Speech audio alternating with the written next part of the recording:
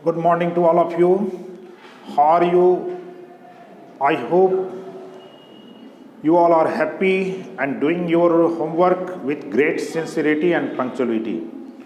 Guys, today I'm going to discuss a new topic named preposition. As you know,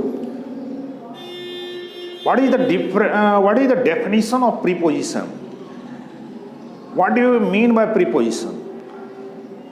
Preposition is a word which comes before a noun or pronoun to express it or to set up relationship with other word in a sentence.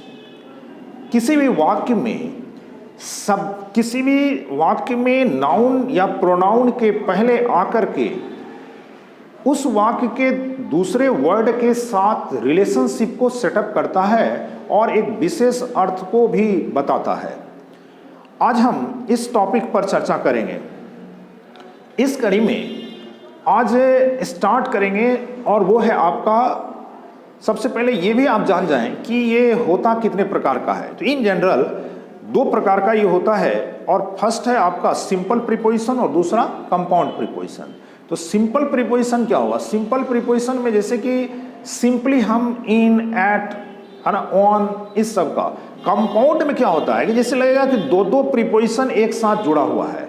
तो compound पर भी हम कुछ चर्चा करेंगे। एक प्रकार से मिक्स टाइप का होगा और खास करके वैसे प्रीपोजिशन को लेंगे जो ज़्यादातर आपका किसी भी एग्जाम में आता भी है और आप लाइफ में, जनरल लाइफ में आप उसका यूज भी करते हो, चाहे वो स्पोकन हो या रिटन हो। तो now let us start. First preposition is at. At के बारे में आज चर्चा करेंगे। पहले नंबर पर एट प्रीपोजिशन का प्रयोग कहाँ किया जाता है? तो एट का प्रयोग आप यहां पर ये जान जाएं कि इसका प्रयोग खास करके किसी भी इस प्रकार से जो टेम्पोररी एक्शन है, टेम्पोररी एक्शन का मतलब होता है अस्थाई। क्लियर? Temporary action. दूसरा होता है कि आपका एज, रैंक। क्लियर? टाइम को भी दिखाता है। नेक्स्ट आ जाता है इसका स्पीड को भी दिखाता है, रेट को भी ये दिखाता है और प्राइस के संदर्भ में भी इसका यूज किया जाता है। तो कहने का अर्थ कि इस तरह से आप इसको यहाँ पर डिफरेंट कंडीशन में कर सकते हैं। तो पहले हम इस प्रकार से जानेंगे कि टेम्पोररी एक्शन को कैसे ये डिनोट करेगा। जैसे मैं कहूँ कि ही इज एट वर्क। अब यहां पर इसका मीनिंग क्या होता है? वह काम में है नहीं, इसका एक रियल मीनिंग होता है ही इज वर्किंग नाउ। कहने का मतलब कि वह अभी काम कर रहा है। यदि मैं कहूं कि he is at play, it means कि ही इज प्लेइंग नाउ। कहने का मतलब कि ये टेम्पोररी एक्शन को बताता है कि वह अभी यह काम कर रहा है। क्लियर? दूसरा जाता है एज का। तो एज के टर्म में आप कह सकते हैं, जैसे मैं कहूँ कि उसके पिताजी 70 साल के हैं, तो इसको आप कैसे कहेंगे? तो हिज फादर इज एट 70 आप कहेंगे वहाँ पर, तो उससे क्लियर हो जाता है कि 70 साल के उम्र के हैं। दूसरा आ जाता है रैंक में। मान लो कोई व्यक्ति है और वो किसी भी क्लास में या किसी भी कंपटीशन एग्जाम में रैंक में टॉप पर है, तो उसको हम कह सकते हैं ही is at the top of, है ना, दिस एग्जामिनेशन। ठीक है? वहाँ आप at the top, at the bottom का प्रयोग करेंगे रैंक को भी दिखाने के लिए। दूसरा आ जाता है इसका कि टाइम के संदर्भ में कैसे करते हैं। तो टाइम के संदर्भ में ऐसे इस प्रकार से कर सकते हैं, जैसे मैं कहूँ कि मेरा मित्र रोज 10 बजे विद्यालय जाता है, या इस प्रकार से अगर कोई भी सेंटेंस बनता है तो वहाँ पर एग्जैक्ट टाइम को दिखाने के लिए प्रीपोजिशन एट का प्रयोग किया जाता है। जैसे my friend goes to school at 10 AM, या फिर मैं कहूँ कि my friend gets up dash 10 AM, तो वहाँ पर एट 10 AM का प्रयोग किया जाएगा। यानी कि मेरा मित्र रोज सुबह 10 बजे जगता है या मेरा मित्र रोज सुबह 4 बजे जगता है। क्लियर? तो इस सेंस में एट का प्रयोग किया जाएगा। नेक्स्ट आता है इसी में कि जब हम स्पीड को दिखाते हैं, जब मैं कहूँ इस प्रकार से सेंटेंस के रूप में कि इस तरह से अगर कोई भी सेंटेंस होता है माय फ्रेंड और ड्राइव्स, और इस केस में his car dash 90 kilometre per hour. इस केस में यहाँ देखेंगे कि 90 किलोमीटर पर आवर हमारा क्या है, स्पीड है। तो इसको दिखाने के लिए भी यहाँ पर एट प्रीपोजिशन का प्रयोग किया जाएगा। यानी कि इससे ये सिद्ध होता है, ये क्लियर होता है कि किसी भी स्पीड को दिखाने के लिए हम प्रीपोजिशन एट का प्रयोग करेंगे। दूसरा आ जाता है, जैसे मैं कहूँ कि आई बाउट दिस पेन और डैश, और यहाँ पर है 50 रुपीज़ डायरेक्ट। क्लियर? तो इस केस में आप यहाँ पर कहेंगे एट 50 रुपीज़। दूसरा, कोई भी वस्तु है, जैसे मान लो कि हम कहते हैं राइस सेल्स डैश 50 रुपीज़ पर केजी। अब देखिए ये क्या दिखाता है, ये आपका रेट को दिखाता है। क्या दिखाता है? ये रेट को दिखाता है। यानी चावल 50 रुपये प्रति केजी बिकता है, तो यहाँ पर राइस सेल्स एट कहेंगे, राइस सेल्स एट 50 रुपीज़ पर केजी। यानी कि चावल 50 रुपये प्रति किलो की दर से बिकता है। मैंने यह कलम कितने में खरीदा? 50 रुपये में। तो यहाँ एट 50 रुपीज़ का प्रयोग करेंगे। तो कहने का मतलब कि इस तरह के प्रयोग जो स्पीड को, रेट को और जो प्राइस को दिखाता हो, उस केस में हम जनरली एट का यानी एट प्रीपोजिशन का प्रयोग करेंगे। क्लियर? इस तरह से आप ये चीज़ ध्यान रखेंगे, कोई भी रैंक हो, कोई भी पोजीशन की बात करते हैं, उस सेंस में एग्जैक्ट टाइम हो, स्मॉल प्लेस हो या फिर एज की बात हो। इस केस में एक चीज़ ध्यान रखना है कि जैसे मैं कहूँ कि ही लिव्स डैश रामपुर, तो वो एक जगह है, छोटा जगह है, लेकिन उसका अपना नाम है। तो उस केस में निश्चित रूप से एट रामपुर। लेकिन मैं कहूँ कि वह किसी गांव में रहता है, तो वहाँ पर आप ध्यान रखेंगे, यहाँ इनडेफिनिट का भी सेंस हो रहा है और किसका यहाँ पर कोई नाम नहीं है, यानी विलेज से कोई नेम नहीं, तो वहाँ पर हम कह सकते हैं he lives in a village. Clear? तो now we take here second preposition in. तो इन का प्रयोग हम कहाँ करेंगे? तो इन पर चर्चा करेंगे। तो इन का प्रयोग बेसिकली आप किसी भी वैसे सेंटेंस, वैसे वर्ड के पहले करते हैं या उस सेंस में करते हैं जो खास करके परमानेंट एक्शन में इन का प्रयोग किया जाता है। जैसे अगर इस तरह का हम लिखते हैं कि my friend teaches in this college, इसका मीनिंग होता है कि मेरा मित्र इस महाविद्यालय में पढ़ाता है। इट मीन्स वो अस्थायी रूप से वहाँ पर काम करता है पढ़ाने का। तो यहाँ पर आपको इन प्रीपोजिशन में किन किन स्थिति का हम प्रयोग कर सकते हैं, यानी किस किस कंडीशन में। तो पहला हो जाता है जो परमानेंट एक्शन है, जो परमानेंट एक्शन के टर्म में है। क्लियर? Permanent action. दूसरा हो जाता है बिग प्लेस, कोई भी बड़ा जगह के पहले भी आप इन का प्रयोग करते हैं। क्लियर? नेक्स्ट आ जाता है कि इन को हम इस प्रकार से, जैसे कि आप इस तरह से भी आप कह सकते हैं इस केस में, जो कोई भी इनक्लोज्ड एरिया है।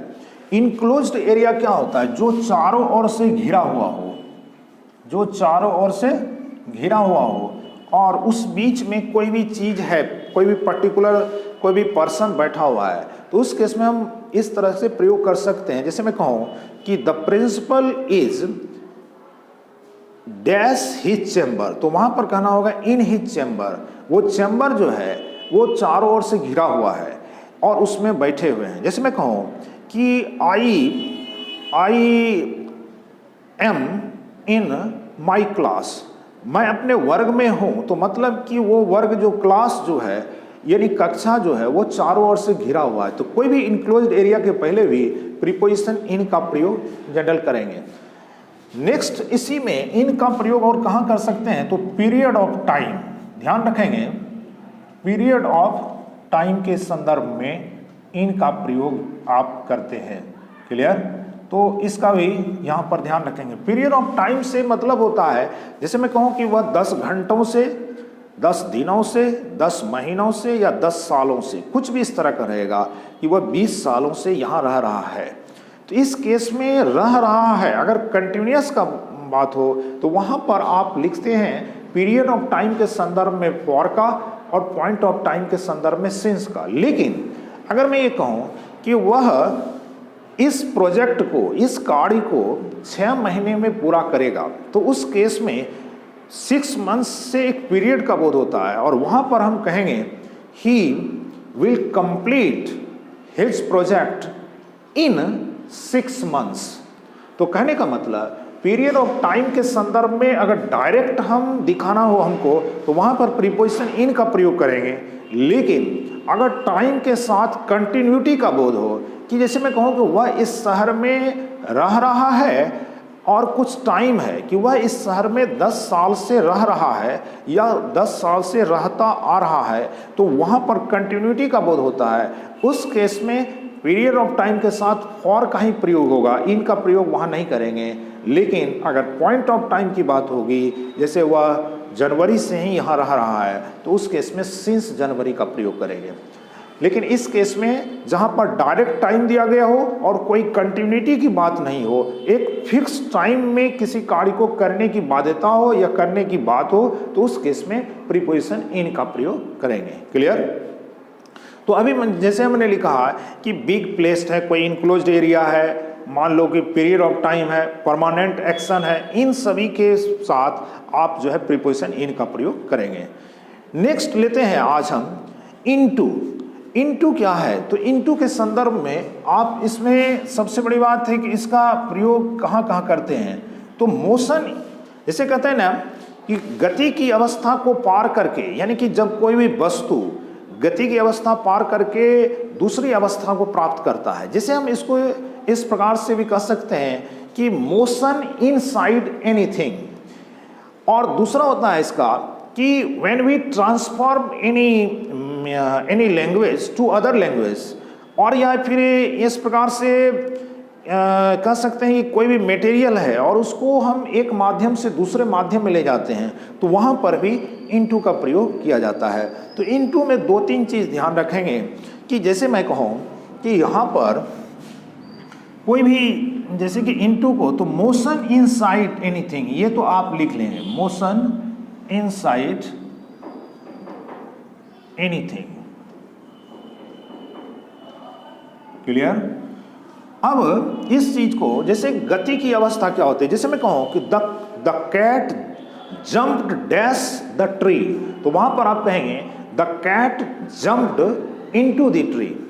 इसी प्रकार से जैसे मान लो कि अभी इस तरह से हम कह सकते हैं जैसे कि आइस है, तो आइस टर्न्स डैश वाटर, तो उस केस में देखेंगे आइस जब बर्फ जल में कन्वर्ट होता है, तो वहाँ पर वो अपने माध्यम यानी पूर्व की स्थिति को वो चेंज करते हुए दूसरे माध्यम में प्रवेश कर रहा है। तो इसीलिए उस केस में हम लिखेंगे कि आइस टर्न्स इनटू वाटर।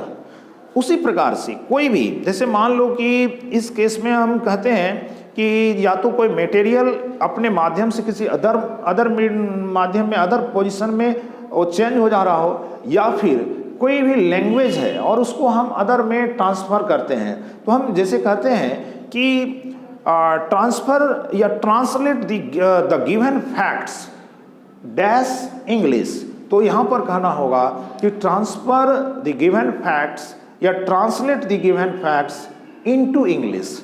तो तो एक लैंग्वेज से दूसरे लैंग्वेज में अगर हम ट्रांसफ़र करने की बात करते हैं तो वहाँ भी इनटू का प्रयोग किया जाएगा।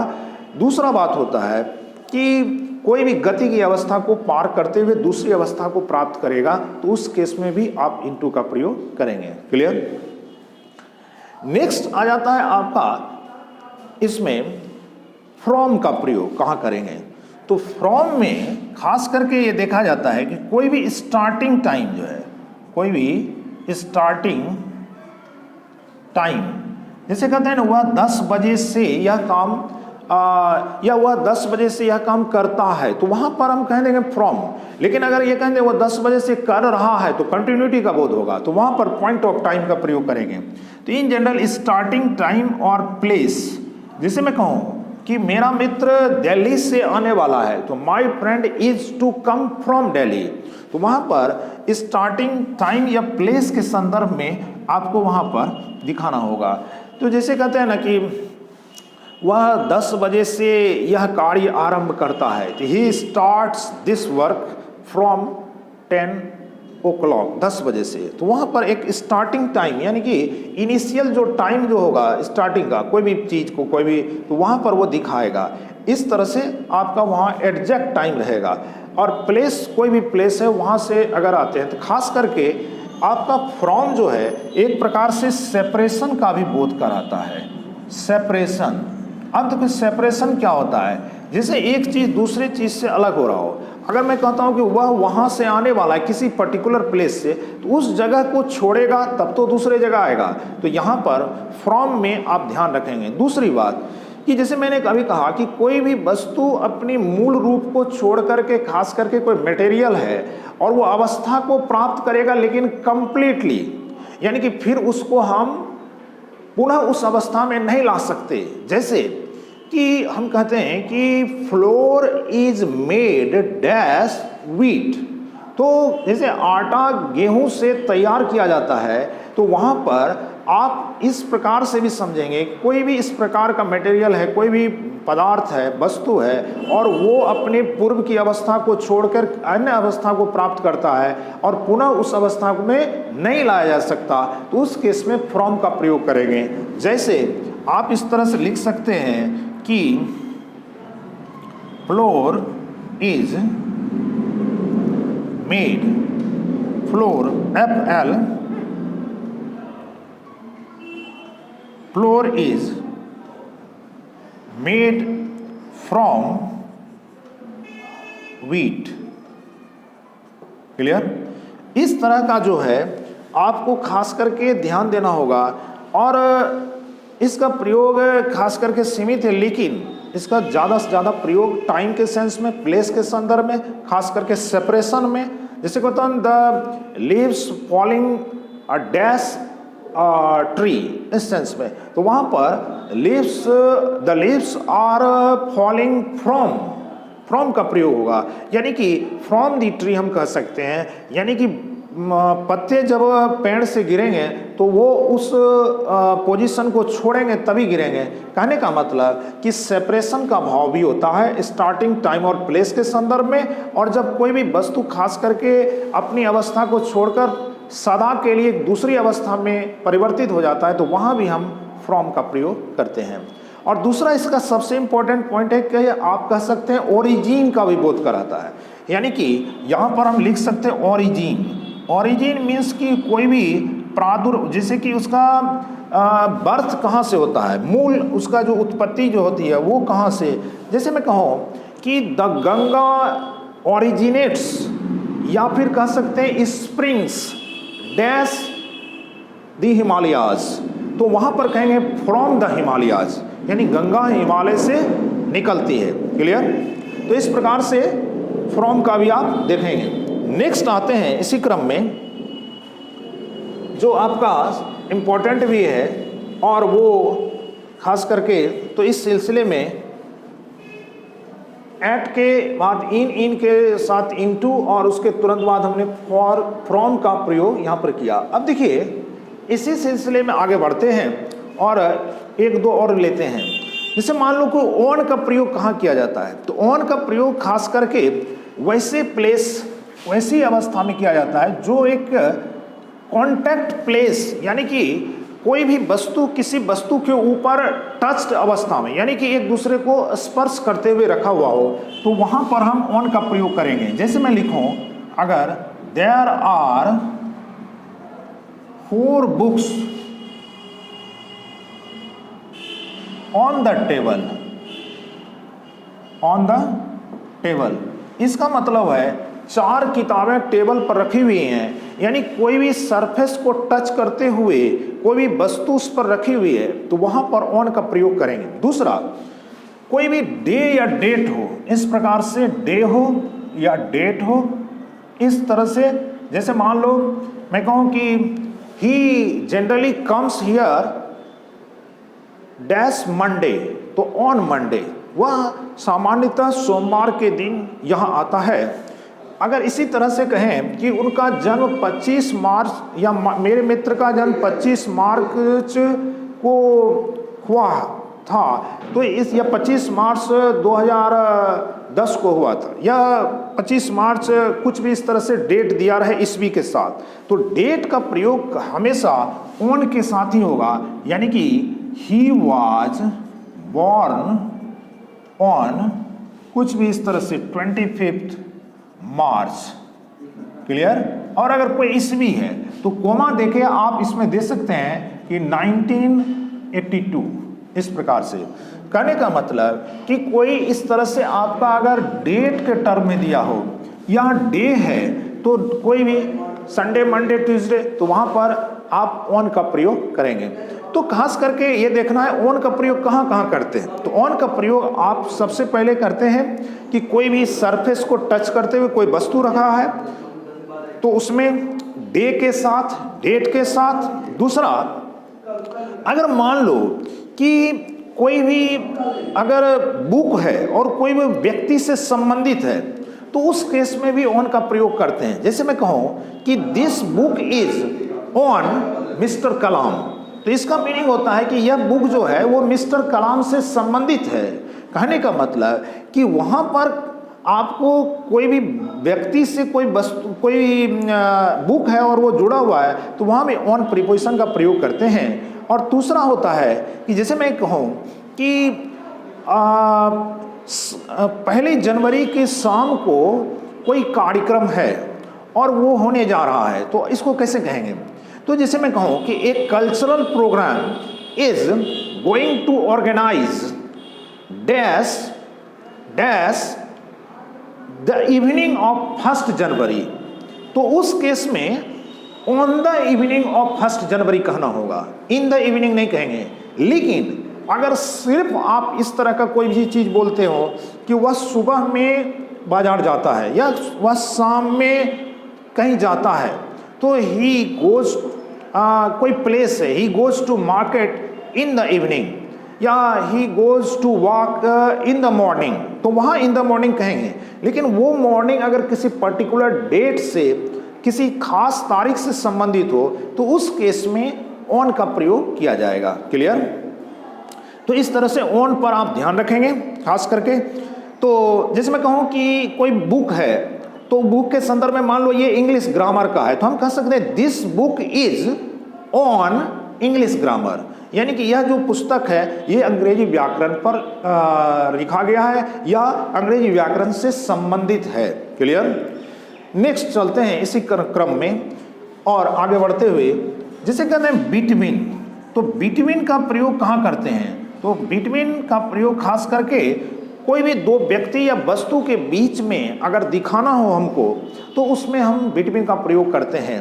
जैसे मैं कहूँ कि my friend is sitting between Sanju and Raju, तो वहाँ पर 2 व्यक्ति, जैसे मैं कहता हूँ distribute these sweets between Suman and Rajeev, तो 2 व्यक्ति के बीच में अगर हम करेंगे तो वहाँ बिटवीन का प्रयोग करेंगे। लेकिन अगर 2 से अधिक की बात हो तो वहाँ पर आप बिटवीन का प्रयोग नहीं करेंगे। खास करके बिटवीन के तुरंत बाद, जिसे कहते हैं बिटवीन के तुरंत बाद एंड का प्रयोग आपको करना होगा। जैसे बिटवीन राजू एंड संजू, तो एंड का प्रयोग। दूसरी बात कि प्रीपोजिशन के टर्म में कोई भी हम वर्ब लेते हैं, खास करके अगर केस का प्रयोग किया जाएगा तो वो हमेशा ऑब्जेक्टिव केस में प्रयोग किया जाएगा।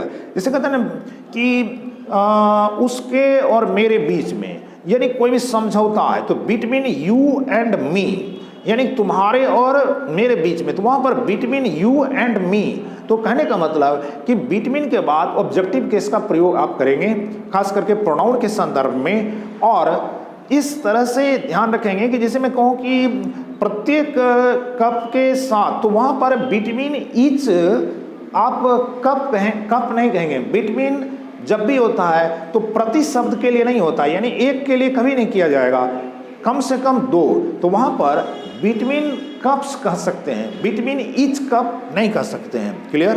तो यहाँ ये ध्यान देने वाली बात है। बिटवीन का प्रयोग दो से अधिक नाउन के बीच में तब किया जाएगा जब उससे रेसिप्रोकल रिलेशनशिप का, यानी पारस्परिक संबंध का बोध हो। जैसे मान लो कह सकते हैं कि देयर इज ए कॉपरेशन और रिलेशनशिप बिटवीन दीज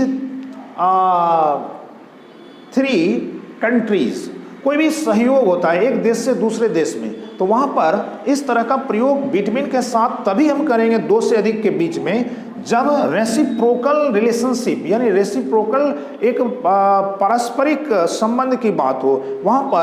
वहां पर मेन चीज आपका है कि दीज शब्द, यानी इन देशों के साथ एक सहयोगात्मक एक संबंध है, तो वहां पर हम कह सकते हैं कि there is a cooperation between these three countries, है ना।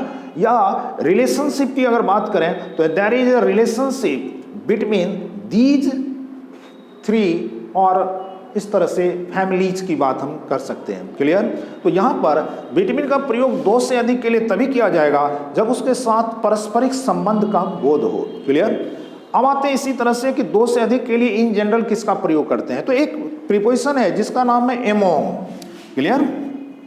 तो ये दो के लिए किया जाएगा और रेसिप्रोकल रहेगा तब दो से अधिक के लिए किया जाएगा। इसी प्रकार से आते हैं एमोंग। तो एमोंग क्या होता है? एमोंग का प्रयोग खास करके मोर देन टू के लिए किया जाता है, यानी कि जब आप दो से अधिक कोई भी नाउन या प्रोनाउन के कोई भी वस्तु के लिए करते हो। जैसे मैं कहूँ कि तीन व्यक्ति है, उसके बीच में कोई भी चीज़ का डिस्ट्रीब्यूशन करना है, तो हम कह सकते हैं distribute these fruits among your friends, यानी कि यहाँ मीनिंग हुआ कि ये दो के बीच नहीं है बल्कि दो से बहुत ज़्यादा है और उसके बीच में हम डिस्ट्रीब्यूशन की बात करते हैं, तो वहाँ पर एमोंग शब्द का प्रयोग करेंगे। लेकिन एक चीज़ ध्यान देने वाली बात है कि एमोंग और एमोंग्स्ट में क्या अंतर है, तो खास करके ध्यान देंगे कि जब भी हम कोई जनरल दो से अधिक अगर इस तरह से दिया गया हो और वहाँ कॉन्स्टेंट की बात हो, ये कॉन्सोनेंट वाली बात हो, तो वहाँ पर कॉन्सोनेंट साउंड के चलते आप एमोंग का भी प्रयोग करेंगे। क्लियर? तो इन सभी चीज़ को ध्यान रखेंगे। क्लियर? और मैं समझता हूँ कि आज जो कुछ भी आपको यहाँ पर जो भी लेक्चर के रूप में मिला है, आप इसका प्रयोग ज़्यादा से ज़्यादा आप रिटन स्पोकन दोनों में आसानी से कर सकते हैं। तो मैं समझता हूँ कि आज इस सेशन को यहीं पर हम ओवर करेंगे और नेक्स्ट में हम कुछ डिफरेंट इसके अलावे जो प्रीपोजिशन होते हैं उनको लेकर के पुनः हम नेक्स्ट लेक्चर जारी करेंगे। तो आज के लिए इतना ही। So thank you very much.